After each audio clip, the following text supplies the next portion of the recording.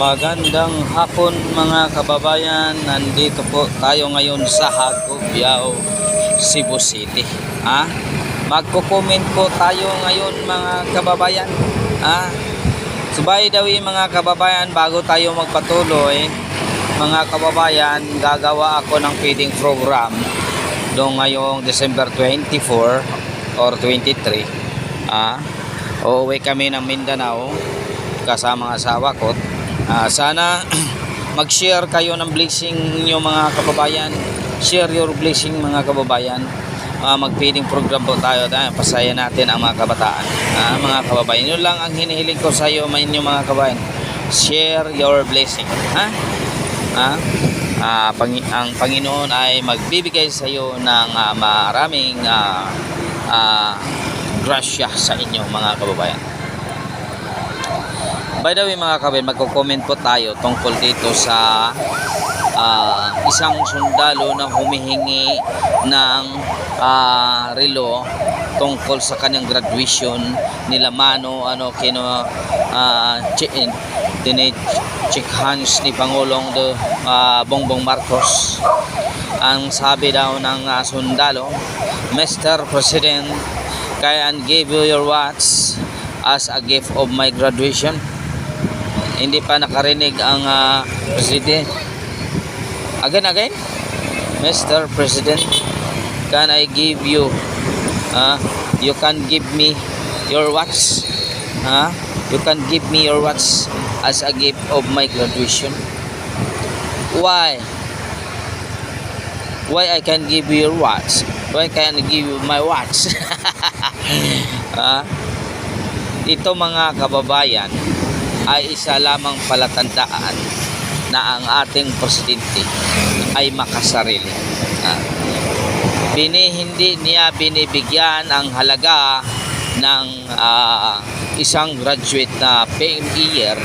Ngayon binibigyan pa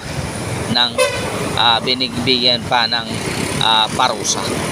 Bakit ganyan mga kabaon? Masaba ba kung maganyan ang isang tao? Pero si Pangulong Duterte, binigay lagi ang kanyang relo. Binigay lagi niya ang kanyang relo. Walang pag-alinlangan.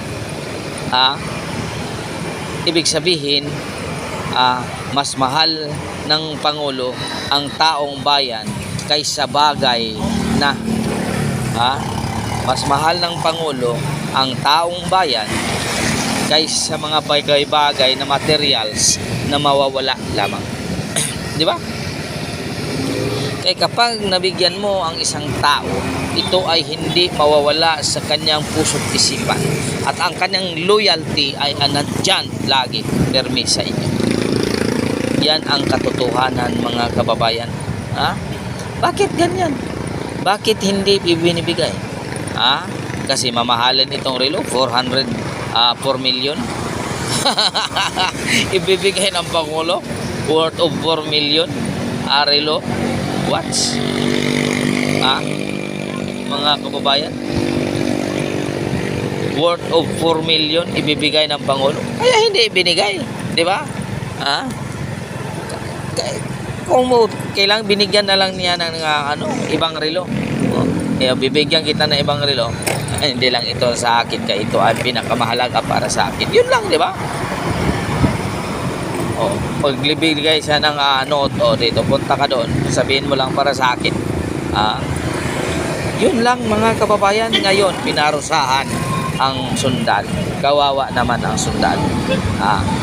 Kawawa naman ang sundalo mga kababayan. Kaya, kayo mga kababayan, piliin natin ang taong talaga may puso at damdamin sa kapwa natin Pilipino. Piliin natin yung politiko na talaga ang puso niya para sa tao. Huwag natin piliin yung politiko para lang sa personal interest nila, para lang sa personal interest na sa kanyang negosyo. Huwag natin piliin yan. Kahit ano pa sila, di ba mga kababayan? Yun ang lagi natin tandaan mga kababayan. Mga kababayan ko, yun lang ang ating hinihiling. Ngayon, eleksyon, kailangan magkaisa tayo. Kailangan magkaisa tayo mga kababayan para ipanalo natin ang ating susunod na presidente. Kaysa ngayon mga kababayan, kung hindi tayo magkaisa sa susunod na presidente, kawawa na din ang taong bayan kapag manalo si Tamba. Kawawa talaga. Tingnan mo ang illegal drugs. Unti-unti nang marami ng illegal drugs. Hindi lang nag-focus ang mga media, mainstream media, dahil hindi man dineclare ni Pangulong Marcos ang war on drugs. Pero unti-unti na mga kababayan, may patayan na. May patayan na. Tingnan mo yung nilibing sa Karkar, Binalita. Hinukay at nirip. Kawawa naman.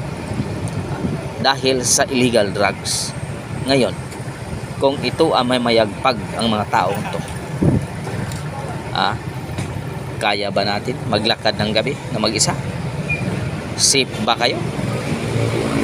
Kaya ngayon mga kababayan, mag-isip-isip na kayo. Yung grupo ng Tuadcom, ibasura yan, ipatuwad na yan doon pa sa basurahan. Nag-imbestiga na walang puro pasikat. Akala siguro nila sumikat sila. Sumikat kayo kay Marcos, pero sa taong bayan talagang hindi kayo sisikat. Talagang panis kayo. Talagang panis kayo dyan. Ang hindi kayo mapapanis sa ginagawa ninyo kalukuhan. Totoo yan mga kababayan. Totoo talaga yan mga kababayan. So hanggang dito na lang mga kababayan. Maraming salamat sa inyong suporta. Maraming salamat sa inyong suporta. God is good all the time. All the time God is good. Pitching your kaninyong tanan mga kababayan. Mga kababayan, share your blessings. I-PM nyo lang ako kung paano. Kahit ano ibibigay ninyo mga kababayan, okay lang para sa akin.